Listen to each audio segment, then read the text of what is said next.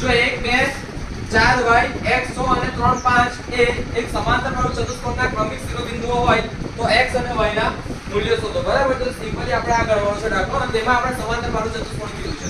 તો સિમ્પલી સમાંતર બાજુ ચતુષ્કોણ દોર્યો. હવે આપણે a b c d અહીં લખી દઈશું. એમાં ક્રમિક શિરોબિંદુઓ છે અને એમાં આ લખીશું એના યામ 1 2 4y x 6 આ c છે x 6 3 5. હવે તો x અને y ના યામ શોધો. હવે આપણે સવારે જ શીખેલા અત્યારે ફરી રિવિઝન થાય છે કે હવે જો સમાંતર બાજુ ચતુષ્કોણ તો તેના વિકર્ણનો શું સંબંધ છે એકબીજા સાથે? પરસ્પર દ્વિભાજ્ય. પરસ્પર દ્વિભાજ્ય. દ્વિભાજ્ય મતલબ કે બે સરખા ભાગ કરે. દ્વિભાજ્ય મતલબ બે સરખા ભાગ કરે. ધારો કે આ શિરોબિંદુ અહીંયા આગળ છેદ બિંદુ કયું છે? O છે. બરાબર. સિમ્પલી આપણે સેન્ટર O તરીકે ધરેલું છે. તો કોઈ પણ આપણે વાત કરીએ જેમ કે અહીંયા આગળ વિકર્ણ છે AC. વિકર્ણ AC નું મધ્ય બિંદુ કયું છે? વિકર્ણ AC નું મધ્ય બિંદુ કયું છે? O. અને વિકર્ણ BD નું પણ મધ્ય બિંદુ કયું છે?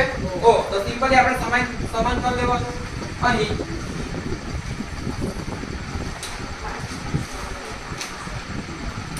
આપણે જાણીએ છીએ કે સમાંતર બાજુ ચતુષ્કોણમાં વિકર્ણો પરસ્પર દ્વિભાજ્ય આથી AC નું મધ્ય બિંદુ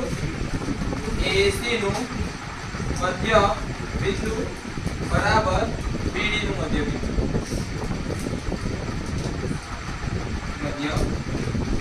માટે મધ્ય બિંદુનું સૂત્ર છે x1 x2 છેદમાં 2 અલ્પવિરામ y1 y2 છેદમાં 2 સેમ ટુ સેમ બરાબર એ પણ કરવાનું છે કે BD નું મધ્ય બિંદુ સિમ્પલ x1 x2 છેદમાં 2 y1 y2 છેદમાં 2 પોઝ કરી દો તમે. રેડી. આ છે x1 ને આ છે y1. હવે સિમ્પલી આ છે x2 અને આ છે y2. તો AC નું મધ્ય બિંદુ સિમ્પલ આપણે યામ લખી દેવાના છે x1 x2 જે હોય તે માટે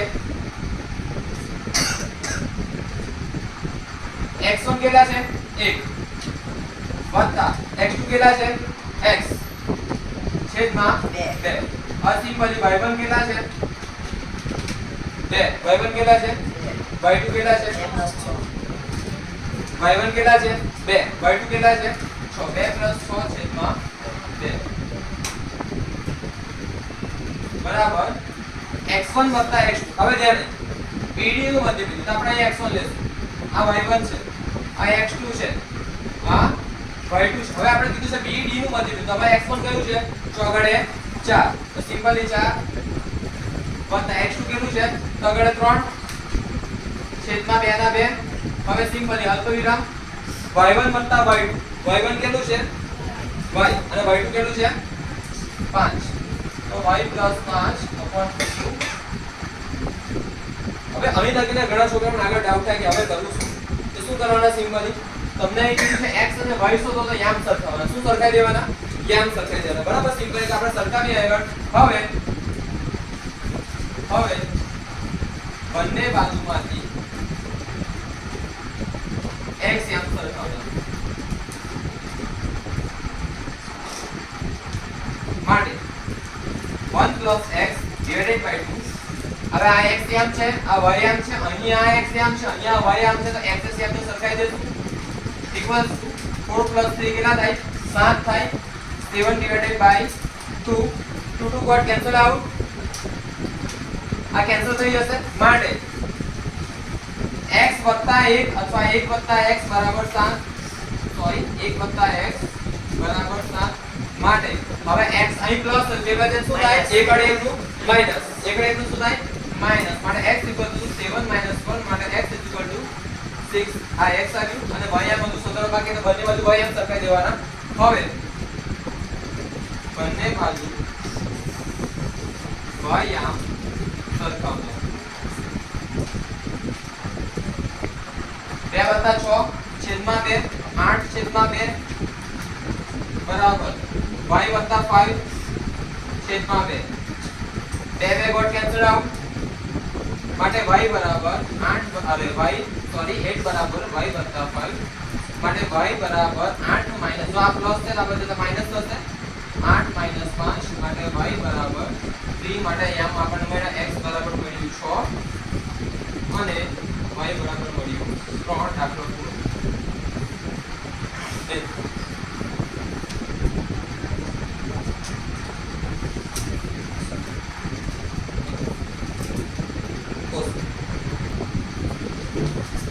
હવે આપણને પહેલા દાખલામાં કહે છે કે સમીકરણ યુગ્મનો ઉકેલ આદેશની રીતથી મેળવો તો આને આપણે નામ આપીએ સમીકરણ 1 અને આને સમીકરણ 2 હવે છે તમારા ઘરમાં જો કદાચ જેના ઘરમાં બે ભાઈ હોય તેના ઘરમાં ખાસ લડાઈ થતી હોય બરાબર છે બે ભાઈઓ હોય તો આપણે ઘણી વખતે માતા પિતા શું કરશે તો એકને પહેલા મહત્વ આપશે પછી બીજાને આપશે કાં તો બંનેને સાથે આપશે પણ આ ઘરમાં શું થાય છે કોઈ એકને પહેલા મહત્વ મળે બરાબર તો આપણે એની વિશે વાત કરીએ ચાલો તો આપણે અહીંયા કરીએ તો તમને જે સહેલું લાગતું હોય એવા દાખલાનો પ્રયોગ કરીએ સહેલું લાગતું હોય તેમાં તમે મહત્વ આપો અને તે સમીકરણને મહત્વ આપીને તેમાં ચલને હિલો બનાવો કરતા બનાવો બરાબર તો સિમ્પલી x + y = 14 તો માટે અહીં સમી 1 માં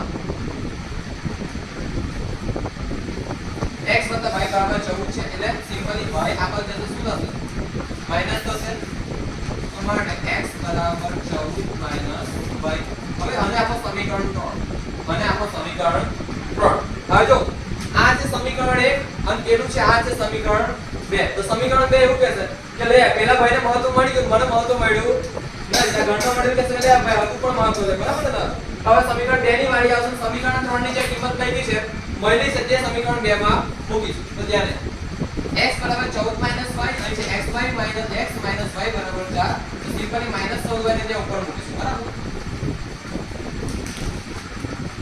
આ તો છે સેમ ટુ સેમ -y અહીં લખજો કે સમીકરણ 2 માં 3 ની કિંમત મૂકતા 2 માં 3 ની કિંમત મૂકતા 14 - y 4 ઓકે સિમ્પલી અહીં જાવ હવે આ માઈનસ માઈનસ y કયું છે સિમ્પલી 14 માઈનસ y બરાબર સિમ્પલી આ જ કિંમત મેં મૂકી છે અહીંયા પર ડાયરેક્ટ કરી છે અને હવે અહીં 14 હવે દેખો અહીં માઈનસ માઈનસ y તો -2y થઈ જશે -2y અને સિમ્પલ અહીં 4 છે ઓકે હવે પ્લસ 14 છે પેલા જેમ -14 થશે -2y = 4 - 14 તો simply -2y = -10 plus minus minus plus minus minus 14 માંથી 4 જાય તો 10 સિમ્પલી માઈનસ કેમ કે મોટું પદ શું છે માઈનસ માઈનસ માઈનસ કેન્સલ માટે y = 10/2 માટે y = 5 હવે દેખો છોકરાઓ ધ્યાન આપો કમ્પ્લીટ જો આપણે સમીકરણ 1 ને પહેલા મહત્વ આપેલું પછી સમીકરણ 2 ને આપ્યું હવે આપણે ભાગો થઈ ગયા મિત્રોનો બંને ભાઈનો મિત્ર છે સમીકરણ 3 તો તેને મને મહત્વ આપે ને આપણે જે y ની કિંમત મૂકી છે આ y ની જે કિંમત મળી છે તેને ક્યાં મૂકીશું સમીકરણ 3 માં સમીકરણ 3 માં y બરાબર 5 મૂકતા 5 સિંગલ સમીકરણ 3 કયો છે x બરાબર 14 - y માટે x બરાબર 14 - 5 માટે x બરાબર 9 અને છેલ્લે આપણે સમીકરણ યુગ્મનો ઉકેલ મેળવવાનો છે એટલે x અને યા મને x અને y એ બરાબર x એમ છે 9 અને y એમ છે 5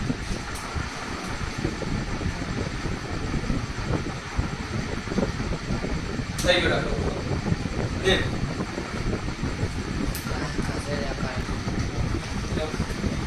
સિમ્પલ સમીકરણ છે બરાબર તો સિમ્પલ અને આ છે સમીકરણ 1 હવે સમીકરણ 1 ને પછી આગળ દેખો s છેદમાં 3 પ્લસ t/2 = 6 ઓકે તો તમે સમીકરણ 2 આપણે એની કરતા પહેલા ઉકેલ લાવો જેથી દાખલા ગણવા સરળ થાય તો મેં તમને બેઝિક મેથડ શીખવાડ્યું 10 દિવસ બરાબર ને કે આ વિમાનને અહીં ઉડાવો આ વિમાનને અહીં ઉડાવો ને આ બંને વિમાનને એકલામાં ભટકાવો તો સિમ્પલી આ s છે ને આ 2 છે તો 2s થશે સંખ્યાત્મક સહગુણક લેના અને પછી ચલ વત્તા 3t 3 ગુણ્યા t તો 3t છેદમાં 3 2 6 બરાબર 6 માટે 2s જો ભાઈ s છે 5 નથી 25 ના કરી દેતા અને તેમાં 2 + 5 ભાઈ મને કે સાહેબ થાય 25 પછી s કેમ લેવું હવે આ 6 ગુણ્યા 6 માટે 2s + 3t = 36 ચંગે ચંગે 36 ચંગે ચંગે 36 બરાબર તો અને આપણું સમીકરણ 2 હવે આ સમીકરણ 1 છે અને આ સમીકરણ 2 છે તમને જે હેલું લાગે તે મૂકી દો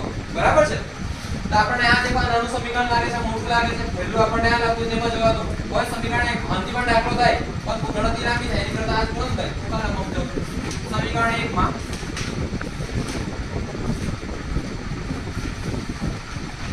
s બરાબર 3 + t s = 3 આ માઈનસ છે બે બાજુ શું થશે પ્લસ અને આપણું સમીકરણ 3 હવે દેખો છોકરો આ સમીકરણ 1 છે એનું મહત્વ મળી ગયું છે સમીકરણ 3 મળ્યું સમીકરણ 2 ને મહત્વ મળ્યું તો ધીરે ધીરે આગળ તો સરળ તો હવે આપણે સમીકરણ 2 ને મહત્વ આપે તો શું કરવાનું છે એ સમીકરણ 3 ની કિંમત સમા મૂકવાની સમીકરણ 2 માં હવે સમીકરણ 3 ની કિંમત સમીકરણ 2 માં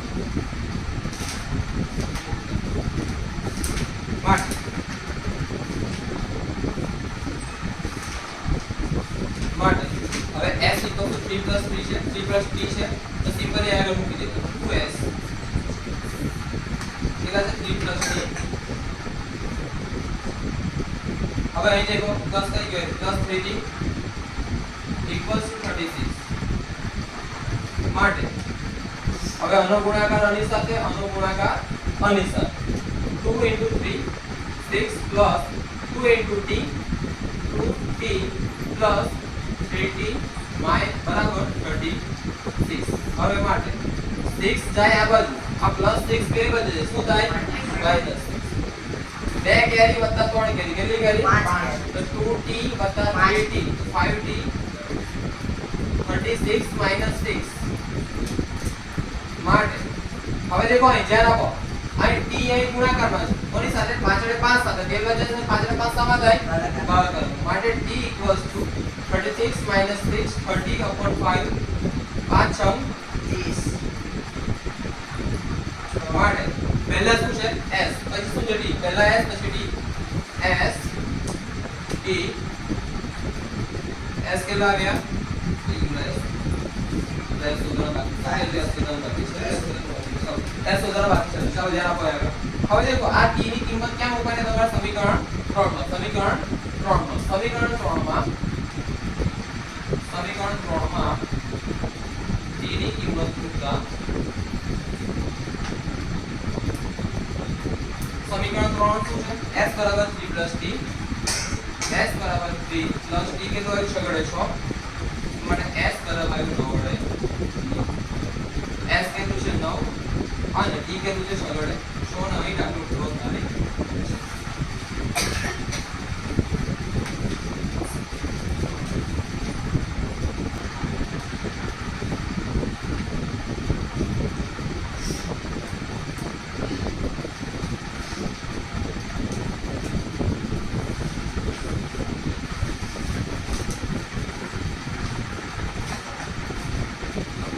ચાલો ધ્યાન આપો આગળ ચાલો જો રેખા તો સિમ્પલી બકામાં બધું બરાબર નથી તો રેખા કેવી હશે છેદતી કેવી હશે છેદતી હવે એનો ઉકેલ કોને કહેવાય કે જ્યાં છેદતી હોય તે તેનો ઉકેલ કહેવાય બરાબર તો સિમ્પલી અહીં ક્યાં છેદે છે ફક્ત એક જ જગ્યાએ દેખાય છે તો અનન્ય ઉકેલ મળે કેટલો મળે અનન્ય એટલે શું એક અને માત્ર એક જ હવે સંપર્ક છે કે સુસંગત છે કે નથી તો કે હા છે હા છે હવે સિમ્પલ a1 છેદમાં a2 બરાબર b1 છેદમાં b2 કેટલા સમાન છે બે સમાન તો સિમ્પલ યાદ રાખવા માટે તો તમારા સમાંતરમાં કેટલી રેખાઓ હોય છે સિમ્પલ અહીંયા આગળ દરેક જગ્યાએ આપણે બે રેખા લે તો આપણે દરેક જગ્યાએ સમાંતર તરીકે બે રેખાઓ લેવામાં આવે છે તો a1 છેદમાં a2 બરાબર b1 છેદમાં b2 બરાબર નથી c1 છેદમાં c2 મને અનુસાર ઉપરથી મોબાઈલમાં બતાવે સ્ક્રીન પર સમજો બરાબર છે ચાલો ધ્યાન અહીં આનો ઉકેલ કેટલા મળે છે કેમ કશું ના મળે એટલે સંપર્ક એક પણ નથી તો ઉકેલ કેટલા મળે 0 બરાબર હવે સિમ્પલી a1 છેદમાં a2 બરાબર b1 છેદમાં b2 બરાબર c1 છેદમાં c2 એટલે કે આ વસ્તુ એક પ્રકારનું એવું છે હવે આ એક રેખા છે આ જ રેખા પર બીજી કોઈ રેખા સંપાત થઈ જશે. એ રીતે સંપાત જેમ કે આ રેખા નામ એબી છે બરાબર, તેની પણ બીજી કોઈ રેખા એનો સંપાત થઈ જાય બરાબર, ભેગી થઈ જાય. જેમ કે અહીં કોઈ સીડી છે, તમે આ રેખા વગર ભેગી થઈ જેમ કે અહીં કોઈ પાસે કલર છે અહીં ભેગી થઈ જશે ને આ ફરીથી અત્યારે મોબાઈલ બદલો બરાબર છે કમ્પ્લીટ. તો એ ભેગી થઈ જાય તો શું કહેવાશે? સિમ્પલ સંપાત. શું કહેવાશે? સંપાત. આ ઉકેલ કેટલા મળે? અનંત. કેમ અનંત? કેમ કે દેખો હવે રેખા એટલે શું? રેખા એટલે શું ખબર છે? હા, ઘણા બધા બિંદુઓને જોડવાથી અનંત સુધી લંબાઈની રેખા, અનંત સુધી લંબાઈ જે પણ ભાગ બનાવે તેને રેખા કહેવાય છે. અને એમાં